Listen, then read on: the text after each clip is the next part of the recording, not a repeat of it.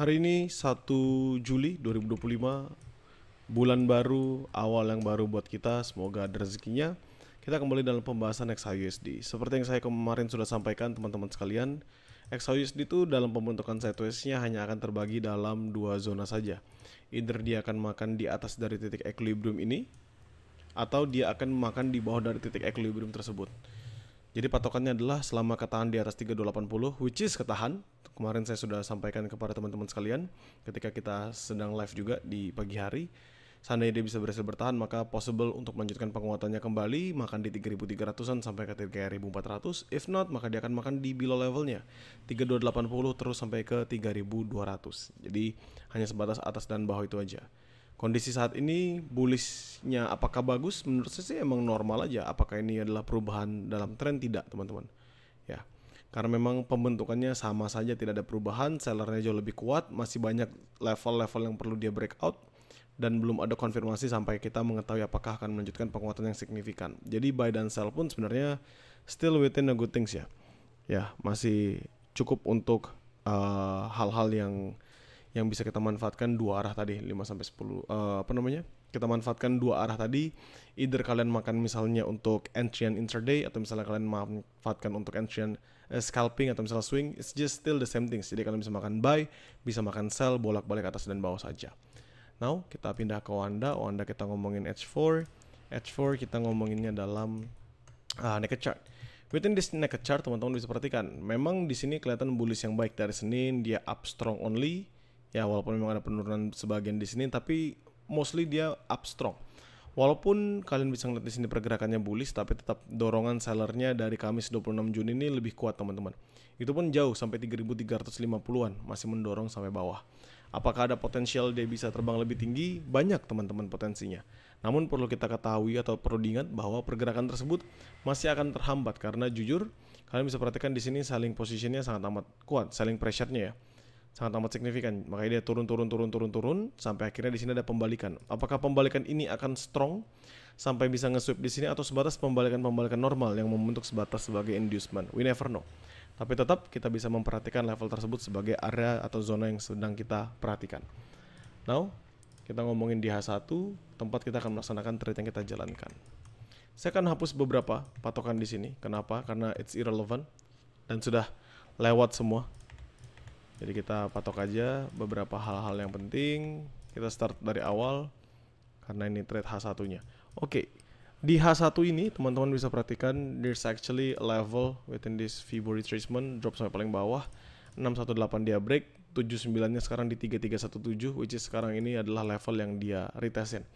Menurut saya apakah ini adalah level yang menarik untuk entry sell? Ya, it's supposed to be. Ya. Seharusnya bisa menjadi level yang menarik untuk sell, yaitu 3317, 3319. Jadi ini saya akan ganti warnanya jadi biru, 317, 3319. Selama level ini tidak di breakout sih sebenarnya XAUSD masih akan ketahan ya. Mungkin akan retrace dulu mencari level-level di bawah agar ada potensial dia bisa rebound balik ke depannya.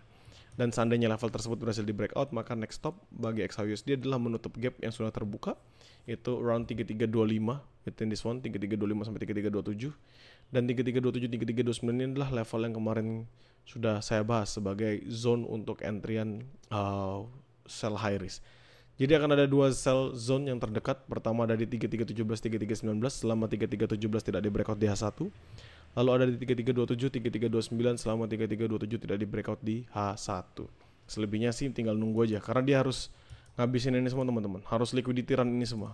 Seandainya dia bullish strong satu candlestick begini, it's just gonna be another momentum kan untuk dia bisa makan lebih tinggi, bahkan bisa ngejar sampai 3350-an. Ya, untuk sekarang sih paling di sini dulu aja. Now kita ngomongin the below levelnya. Ya, area-area yang mungkin menjadi penahannya. Anggap this is the swing low-nya dan ini adalah the swing high-nya. 618-nya ada di 3292, 79-nya ada di 3284. Tapi karena kita belum tahu kan apakah area tersebut akan menjadi level di mana dia tertahan, maka kita patok area yang sederhana dulu. Di sini ada pembalikan arah ketika dia berhasil break. Jadi dia up, dia drop di sini ketahan, nggak berhasil break, dia drop, ngeretest sekali di bawah sini nggak berhasil break, sampai akhirnya dia berhasil bullish ketika dia hajar jam 1 malam tadi. So level ini akan saya patok sebagai area buy seandainya nanti dia retest kembali ke zone bawah tersebut ya. Jadi gini, saya ambil dulu. untuk makan di bawah di sini. 3294, 3296. Ini akan menjadi zona saya yang akan saya manfaatkan untuk entry. Untuk entry buy 3296, 3294. Zone baru 3296, 3294 selama 3296 tidak di breakout dia 1 dan selebihnya adalah within this one. Area terbawah yang kalau misalnya kalian perhatikan dia nahan sebelum dia berhasil untuk melanjutkan bullish momentumnya 3278, 3280. So ini terbentuklah sekarang zona-zonanya, 2 zona sell di atas dan 3 zona buy di bawah. Kembali saya ingatkan ya, ini kan sekarang 10.15. Teman-teman tinggal menunggu aja. 3317, 3319 menjadi area sell high risk selama 3317 tidak di breakout dia 1.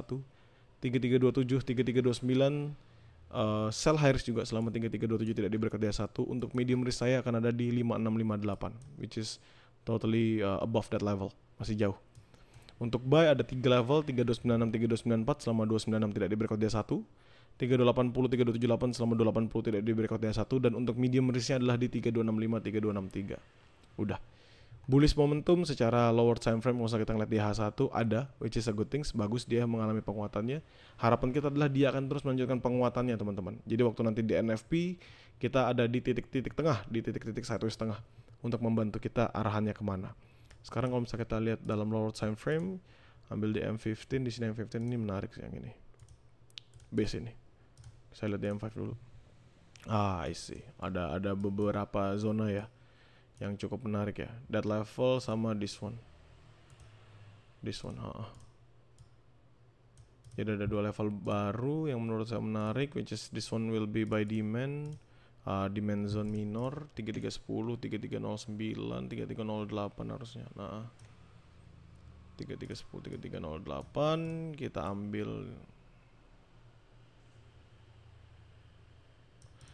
ambil dulu ini sama ini, turunin ke bawah untuk ambil yang bawahnya. Nah, 3304, 3302. So ya, akan ada 2 buy zone demand yang menarik, which is this is actually good. Kalau misalnya nanti dia retest terus dia drop ke bawah, possible banget akan retest 2 zona tersebut. Dan karena ini merah seperti biasa teman-teman, jika saya menggambarkannya merah artinya scalping, karena itu demand minor. So kalau misalnya kalian mau manfaatkan area demand tersebut, kalian bisa manfaatkan untuk scalping di lower time frame zone only.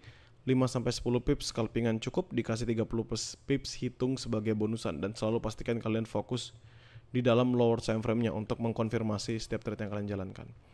Dan ini seandainya dia berhasil break, tadi saya bilang kalau misalnya dia kuat hajar atas, which is kalau misalnya di H1-nya dia berhasil break aja, area 3317 ini possible banget melanjutkan penguatannya sampai 27 sampai 29. Jadi around 100-an pips ya untuk dia melanjutkan penguatannya. Oke, maybe that's all teman-teman. Saya akan jelaskan sekali lagi. 2 sell di atas, high risk 17 selama 17 dan 27 ini tidak di breakout dia 1, dan medium risk 56, 5658. Sedangkan buy untuk buy high risk 296, 294, 280, 278 selama 296 dan 280 tidak di breakout dia 1, dan medium risk ada di 265. Untuk 3310, 3308, 3304, 3302 ini adalah zona demand minor. Kita tadi dapatkan zonanya dalam lower time frame waktu kita turunkan ke M15 dan M10, maka kalian bisa manfaatkan sebatas sebagai sebuah scalpingan zone ya. Dan selalu konfirmasikannya di dalam lower time frame. So maybe that's it. Menurut saya itu cukup dan that's really enough. Semoga membantu untuk mapping XAUSD di hari ini. Jadikan mapping ini sebatas sebagai referensi. Sesuaikan lagi dengan trading plan yang kalian jalankan. Dan bagi teman-teman GrowCow, nothing to be worry about, karena saya pasti akan selalu share hasil mappingan ini di dalam grup. Bagi teman-teman yang dari publik, kalian nanti bisa tonton kembali videonya ketika di-upload ulang di YouTube saya. Terima kasih.